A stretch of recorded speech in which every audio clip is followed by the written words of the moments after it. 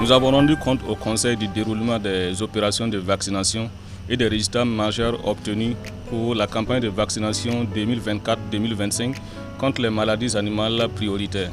Il faut dire que chaque année, l'État organise des campagnes de vaccination contre les maladies animales prioritaires afin de réduire leur impact sur l'économie et sur la sécurité sanitaire des animaux. Il s'agit également de contrôler ces maladies, voire les éradiquer. Pour cette année, la campagne a été lancée le 11 octobre et a été clôturée le 15 février passé. Donc pour la campagne 2024-2025, nous avons introduit des innovations majeures, notamment en matière de centralisation des opérations de vaccination. Les opérations de vaccination ont été centralisées dans une seule direction générale au sein du ministère et les opérations ont été menées exclusivement par l'administration publique. Nous avons également renforcé la logistique pour la distribution des vaccins partout dans le pays. Nous avons également modernisé ces campagnes de vaccination en introduisant des plateformes numériques qui ont permis le suivi des opérations de vaccination tout au long des 4 mois de vaccination. Et également, nous avons introduit des innovations en matière de paiement électronique directement par les éleveurs. En termes de résultats, pour la péripneumonie contagieuse bovine, c'est-à-dire une maladie des bovins, nous avons pu vacciner 2 100 000 bovins contre la PPCB, ce qui représente une progression de 36% par rapport à l'année 2023.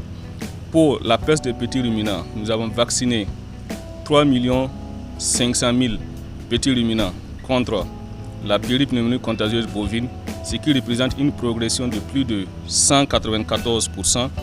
Pour la rage, nous avons pu vacciner 70 000 carnivores contre la rage, ce qui représente une progression de plus de 200% par rapport aux années antérieures. Pour les maladies des volailles, notamment la Newcastle, 13 700 000 volailles ont été vaccinées contre la maladie de Newcastle. Donc ce sont des résultats qui sont vraiment inédits, sans précédent et qui rentrent dans le cadre de l'offensive agro-pastorale et halieutique. C'est l'occasion pour nous de féliciter l'ensemble des agents du ministère de l'Agriculture, des Ressources animales et halieutiques. Féliciter également l'autorité au niveau local qui a accompagné, qui a supervisé ces campagnes de vaccination et féliciter encore les éleveurs qui ont participé activement à cette campagne de vaccination. Ces résultats sont une base pour une éradication, un contrôle efficace de ces pathologies d'ici 2030. Donc nous appelons l'ensemble des acteurs à rester mobilisés afin que nous puissions entamer les prochaines campagnes avec sérénité. Et très bientôt, au mois de mai, nous allons lancer une campagne de vaccination spéciale contre la fièvre aphteuse.